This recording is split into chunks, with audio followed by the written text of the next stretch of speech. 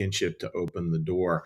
And it's within this context, the story of Abraham, and it's talking again. It's an extended section here, and talking about the covenant and how the covenant God has with us and has with Abraham metaphorically and with us literally, that just passes on like as echoes through generations. And that's so much of it, this very future looking kind of promise of God. And I think we all need to remember that. Like it's so easy to feel like stuck in the day and despair around the day, oftentimes for very good reasons, because a lot of days are really hard.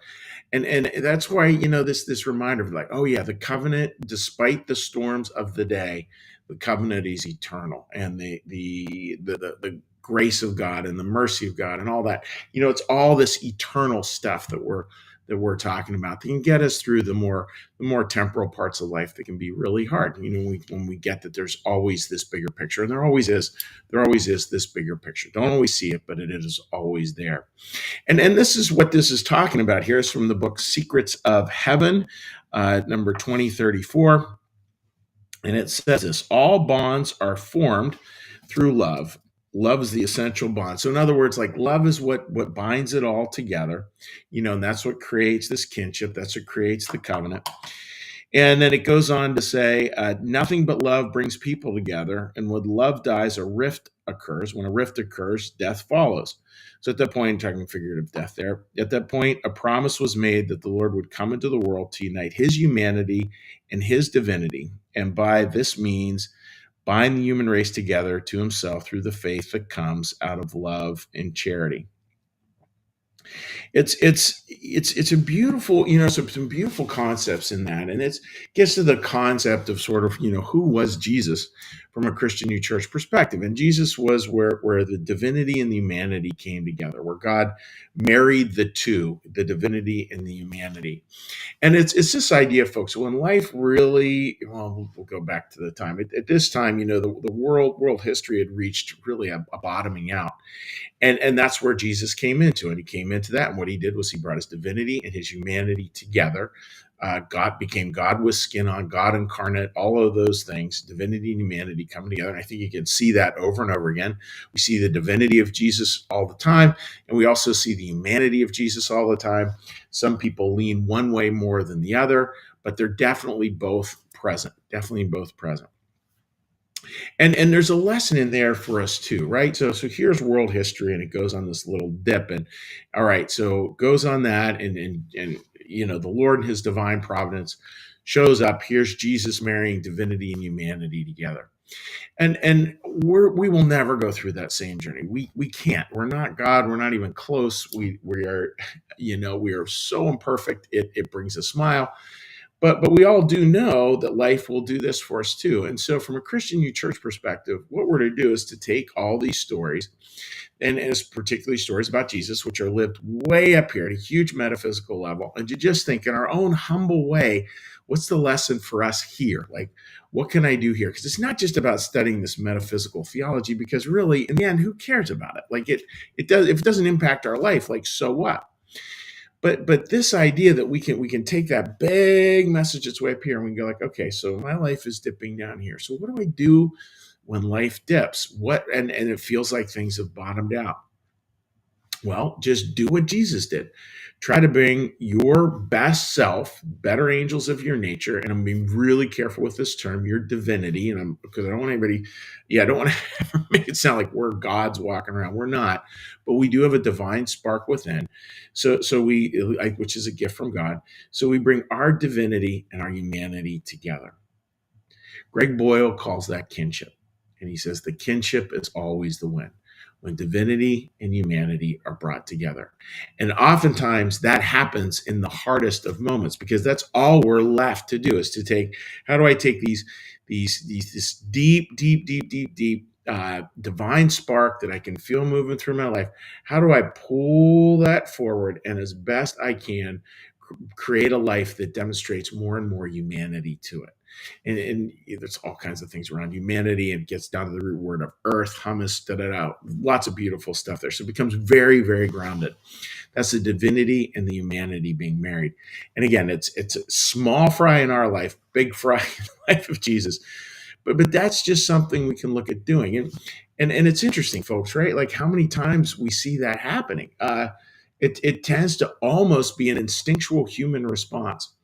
When you see someone who's lost a loved one, when you witness an accident, when we go through something like 9/11, like take your pick, any number of things, we see that divinity and the humanity very rapidly sort of snap together, very, very quickly snap together. And that's what to think about for today, friends, is how do we really, what's the word I want to use here? How when we're going through crisis, do we remember that in that bottoming out, there's going to be a decision, and in that bottoming out, the decision will be: can we bring a divinity and humanity together? Can we bring the better angels of our nature as best we can in our humanity? And I love the word humanity. Just a little side riff here. I love the word humanity because humanity, like when we said somebody's bringing their humanity, at least for me, and I imagine for you, it doesn't have this feeling of perfection. They're not bringing all the answers or the perfection. They're bringing their humanity, which we know will have many blessings and have many flaws, and it'll have tears and laughter. It'll have it all, and that's sort of what we bring to it. So that's a lot today, yeah, I find it really fascinating, that here's the Lord saying, yep, you know what, when the world was as dark as it could be, you know, I brought my divinity and my humanity together to walk with the human race.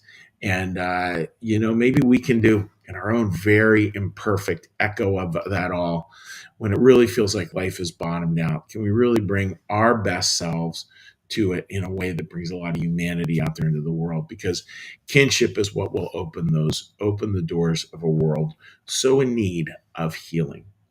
So I hope that makes sense, dear friends. And what we're going to do now we're going to shift gears. And to shift gears, what we're going to do is we're going to take a breath. We're going to listen to a prayer bell. We're going to do a little meditation from the Old Testament, a little prayer, a little blessing, and then we'll say hi to folks on social media. So with that, dear friends, let's get a little breath.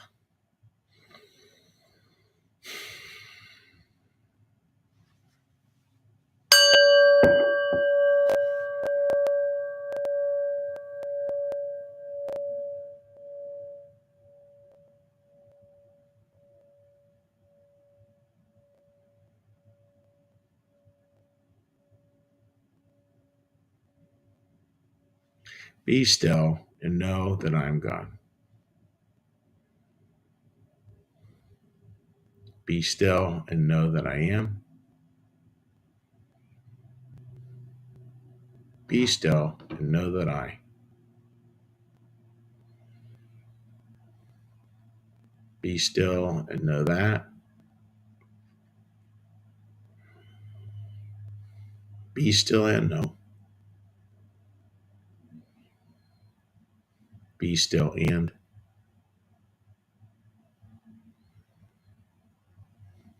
Be still. Be.